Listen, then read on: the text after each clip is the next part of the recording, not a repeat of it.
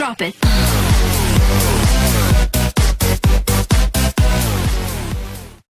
Hai Sobat Sonora, jumpa lagi di YouTube channel Sonora Bali Official. Dan tentunya kali ini kita di sesi Ruang Gizi Sahabat Sonora, kita akan membahas manfaat food labeling dalam upaya mempertahankan berat badan yang ideal. Dan pastinya saya tidak sendiri Sahabat Sonora, saya sudah bersama Bapak Insinyur Hertog Nur Sanyoto MKes dari jurusan Gizi Poltekkes Denpasar. Hai Pak, apa kabar? Baik. Sehat ya Pak ya? Sehat. Oke. Tetap semangat. Oke, luar biasa ya. Pembahasan kita adalah manfaat food labeling dalam upaya mempertahankan berat badan yang ideal. Nah, tapi sebelum ke sana Pak, saya ingin tahu ataupun Sahabat Sonora mungkin food labeling. Nah, food labeling ini seperti apa sih Pak sebenarnya? Nah, gini, memang ini istilah yang masih agak baru di kita gitu ya.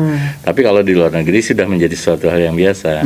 Itu adalah pencantuman kandungan gizi pada produk yang diperjualbelikan.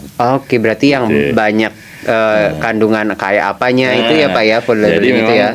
katakan lagi, tapi tentu saya bahan makanan yang industri ya. Jadi kalau memang produsen mau menghasilkan suatu bahan makanan untuk dipasarkan, itu di kemasannya itu harus dicantumkan nilai gizinya tuh seperti apa gitu. Jadi kita sebelum membeli atau konsumsi kita bisa baca dulu gitu ya Pak paling ya. tidak si konsumen itu sadar gitu. Ini sebenarnya produk yang mau dia pilih itu cocok atau tidak untuk dikonsumsi gitu. Oke, walaupun mungkin dari kita yang masih banyak yang belum aware ya Pak ya. Iya, betul Tinggal sekali. beli-beli aja Iya. gitu. Padahal penting banget untuk kita baca dulu ya sebelum beli gitu. Ya, di sinilah memang upaya kita untuk mengangkat istilahnya literasi masyarakat Indonesia itu memang masih jauh gitu ya. Kenapa? Karena jangankan kandungan gizi, dengan tanggal expire-nya aja itu orang nggak ngeh. Iya, gitu. benar-benar. Kadang-kadang diabaikan itu gitu ya. Yang paling lihat lah kalau kita beli roti biasanya. Kalau selai roti biasanya Baru. pasti jangka lama, Itu. panjang gitu ya Iya. Pak ya. Jadi ini penting nih Sahabat Saudara untuk yang namanya food labeling untuk kita baca. Karena kalau kita lihat produsen udah aware dengan itu, menyertakan. Tapi sekarang kembali ke masyarakat aware nggak dengan food masalah labeling itu, ini gitu ya. Oke, sebelum nanti manfaat food labeling ini ya Pak ya. Tadi udah singgung sedikit. Ini mengenai berat badan ideal. Seperti itu. Ini banyak Sahabat Sonora yang mungkin berat badan ideal atau badan yang ideal itu adalah mereka melihatnya para influencer yang badannya bagus gitu kan. Tapi sebenarnya mengukur yang namanya berat badan ideal ini seperti apa secara sederhana deh Pak.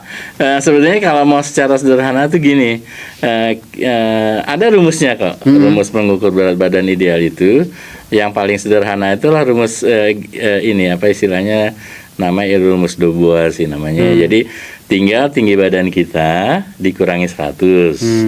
Nah, kemudian hasilnya itu dikurangi lagi 10%. Gitu. Contohnya misalnya gini, tinggi badan kita tuh 165. Kan kalau dikurangi 100 kan 65 nih. Nah, 65 dikurangi 10% dari 65 itu kan 6 gitu kan ya. Berarti berat badan kita yang paling ideal itu adalah 59. Oke, itu ya. Secara sederhana kita bisa hitung sendiri ya Pak ya. Sebenarnya bisa. Jadi kita ukur tinggi badan dulu, terus berat badan diukur tinggal dikurangi gitu ya. Kurangi 100, orang pengurangnya juga bilangan bulat kok. Oke, itu jadi mungkin sekarang mulai diukur nih Sahabat Sonora ya. Jangan melihat yang ada di televisi ataupun sosial media ya. Iya, jangan. Masing-masing orang punya berat badan ideal sendiri-sendiri. Benar-benar gitu. tergantung tinggi badannya dia. Oke, baik. Nah, ini tentunya kalau kita berbicara tentang berat badan ideal, tidak semudah itu untuk mewujudkan Pak. Nah, kayak saya yang susah menaikkan berat badan, tapi ada orang yang susah menurunkan berat badan. Sebenarnya kalau kita ngobrol kan, gampang kok nurunin berat badan, tapi ada yang bilang susah nurunin berat badan. Apa sih Pak penyebabnya? Setiap individu ini berbeda gitu. Ya, jadi memang gini, sekarang itu orang justru lebih concern itu kalau kelebihan berat badan. Karena mengapa? Karena memang pada prakteknya menaikkan berat badan itu jauh lebih mudah dibanding menurunkan. Gitu, menurunkan berat badan. Tapi saya kenapa berat ya Pak? Susah ya saya naikin berat badan. Ini perlu dipertanyakan. Pada orang tertentu memang ada juga sih yang nggak naik-naik berat badannya itu. Tapi mungkin itu pengecualian kan gitu ya. Tapi biasanya kalau kita mau berupaya menaikkan berat badan itu lebih mudah dibanding kalau sudah kelebihan kita mau turunkan gitu.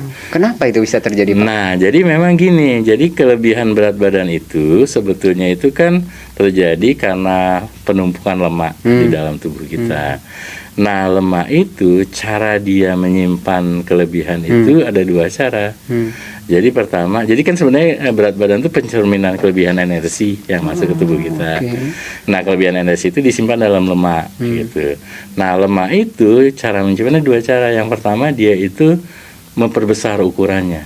Ukuran sel lemak kita tuh diperbesar dalam tubuh kita. Gitu ya.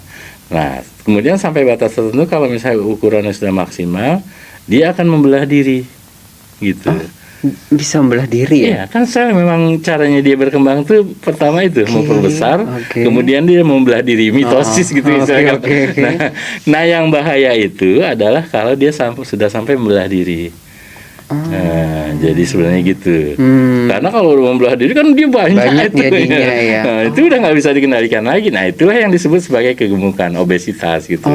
Jadi dia sudah sampai fase sel lemaknya itu sudah sampai fase membelah diri gitu. Sehingga dia perkembangannya itu jadi membelah diri itu kan dia pesat sekali gitu. Cepat ya prosesnya. Cepat sekali. Nah, itu sebenarnya yang harus kita cegah gitu.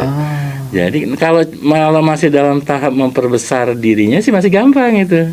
Ya dikecilinnya tinggal diturunkannya dengan tinggal meningkatkan aktivitas fisik aja gitu.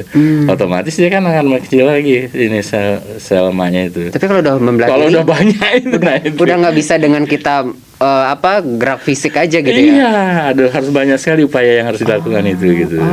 Nah, jadi seperti itu. Itu pun jadi penting nih ternyata ya. Jadi kenapa sih seorang ini susah banget yang namanya menurunkan berat badan, udah olahraga, diet ketat tapi kok tetap segitu gitu ya Pak ya. Mungkin karena udah selnya udah membelah diri nih sel lemaknya gitu. Jadi seperti itu ya. Nah, makanya pesan yang ingin disampaikan sih kalau bisa sih rutin ngecek berat badan itu. Biasanya berapa Pak idealnya, setiap berapa hari gitu? Memang nggak ada berapa hari, tapi yang penting kita bisa melihat polanya. Ini polanya sedang naik atau sedang turun gitu. Jadi seperti itu. Nah, kalau kenaikannya ini, jadi misalnya katakanlah gini, kita rutin nimbang berat badan kita ini konstan misalnya 55. Oke, bagus kalau hari ini 55, hari ini 55, hari ini 55 itu bagus. Berarti itu adalah berat badan usual nama istilahnya. Nah, tapi kalau tiba-tiba suatu saat berat badan kita naik 10% aja dari 55 itu. Nah, itu sudah harus waspada kita. Udah warning banget tiba-tiba misalnya sehari-hari kita nimbang 55, tiba-tiba kok sekarang jadi 65 misalnya gitu loh. Itu kan udah lebih dari 10% tuh kan gitu. Nah, itu merupakan indikasi itu lemaknya itu sudah membelah diri gitu. Jadi udah pesat ya kenaikan berat badan itu. Berarti udah ada tanda bahwa si sel lemak ini udah membelah diri ya Pak. Ini mulai kita waspada nih gitu ya.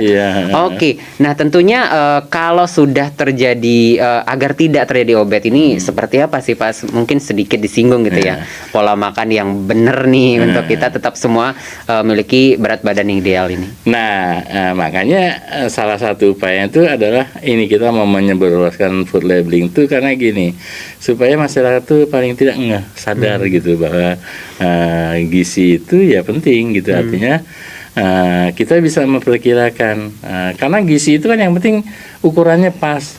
Jadi kekurangan nggak boleh, lebih juga nggak boleh kayak gitu ya. Harus pas ya. Harus pas dia gitu. Nah, artinya itu dia. Jadi kalau karena kadang-kadang orang gini juga sih, dietnya itu kadang-kadang berlebihan, ada yang diet karbo sampai nggak makan nasi, kan karbo, gitu ya. no karbo sama sekali gitu ya. Gitu. Itu nggak baik juga gitu. Karena butuh ya tubuh itu Pak ya. Tetap membutuhkan karbohidrat itu tubuh kita itu gitu. Jadi yang penting takarannya itu gitu. Mungkin walaupun kita tetap nyemil, tapi kalau kita udah baca food labeling ini mungkin itu menjadi juga ya Pak ya. Menjadi acuan kita nyemilnya ya. Iya. Karena kan gini, jadi katakanlah misalnya di dalam satu kemasan keripik itu katakanlah dia bilang di situ energinya itu mengandung energi kalori, biasa disebutnya 150 kalori misalnya gitu. Itu 150 kalori itu sebenarnya kalau mau kita setarakan itu sama dengan kita berjalan 2 km itu. Jadi kalau kita mau membakar kalori gitu, jalan biasa, maksudnya jalan santai, bukan lari gitu ya. Waduh, kebayang itu terus dicemil ya. Nah, sekarang padahal kita satu aja belum, kadang-kadang ketagihan kan. Iya, iya, Nah, iya. itu. Jadi seperti itu gitu. Jadi yang harus kita wadahi bukannya nggak boleh makan keripik gitu, tapi ya itu ekuivalennya itu masih keseimbangan itu seperti itu. Kalau kita makan ini sih sebenarnya logika ini Iya, aja iya. ya. Kalau kita makan keripik 1 bungkus, berarti kita harus jalan 2 kilometer kilo, gitu. oke. Oke, Baru kalau- seimbang gitu. Kalau bayangin nih 10 bungkus ya berarti harus 20 kilo 20 jangan. kilo jalannya. Kira-kira gambaran kasarnya seperti itu gitu. Oke, jadi jangan menyalahkan snack tapi menyalahkan diri sendiri yang nggak Habit. baca ya Ya, Pak ya. Oke. habit gitu. Yang terakhir nih Pak, apa yang ingin disampaikan buat sahabat sonora mengenai manfaat food labeling dalam upaya mempertahankan berat badan ideal? Silakan. Ya, jadi ya itu. Jadi harus baca gitu ya. Maksudnya kalau kita, karena kan sekarang gini, yang jadi problem itu kan sekarang dapur kita tuh berpindah. Sekarang tuh dapur itu adanya di supermarket kan gitu kan ya. Adanya di handphone ya. Pak. Nah, oleh karena itu ya, jadi karena bahan kita sekarang itu lebih sering mengkonsumsi bahan makanan yang sudah jadi. Nah, itu usahakan membaca labelnya itu gitu, membaca labelnya sehingga ya paling tidak kalaupun kita mau mengkonsumsi kita tahu batasnya gitu. Oh, kalau segini ini berlebihan nih gitu. Nah, misalnya kayak keripik tadi, oh kalau mau aman makan keripik ya 1 bungkus dimakan berlima gitu, jangan dihabisin sendiri gitu kira-kira. Oke, jadi ini ya sahabat sonora jangan hanya belanja online aja di reviewnya dilihat, tapi kalau belanja makanan pun harus dilihat labelingnya ya, apa aja kandungannya dan berapa jumlahnya gitu ya Pak ya. Oke, nah sahabat sonora itu dia obrolan kita untuk hari Oh ini. ya, dan ada satu Oke, lagi, ya. kalau memang di produk bahan makanannya itu tidak ada kandungan gizinya, sebenarnya kan kita bisa searching. Ya, jadi saya mau beli bakso nih, bakso berapa Oh sih? iya kan di bakso nggak ada labeling ya Pak. Iya. Misalnya pengen tahu berapa sih bakso ini energinya, ya searching aja pasti ada itu. Oke, jadi jangan disuruh tukang bakso ngisi Suruh ngitung. food labeling ya. Berat nih Iya, berat kayaknya. ya kalau dia yang disuruh ngisi labelnya gitu. Kitanya yang harus ada Iya, gizi. Gitu, oke, ya. harus membaca semua apa yang tertera juga ya Pak ya. Oke, terima kasih Pak Insinyur Hertog Nur Sanyoto MKes dari jurusan Gizi Poltekkes Denpasar Iya. sudah berbagi, yang tentunya ini juga membuat kita terketuk nih kalau berbelanja terutama snack gitu ya, Snack, harus ya. membaca dulu Membaca ya dulu. kandungannya apa, apakah itu baik untuk kita konsumsi Iya. berapa banyaknya gitu ya Pak ya. Iya. Oke sahabat sonora, mudah-mudahan obrolan kita bermanfaat. Kita jumpa lagi di lain kesempatan. Bye bye. Iya.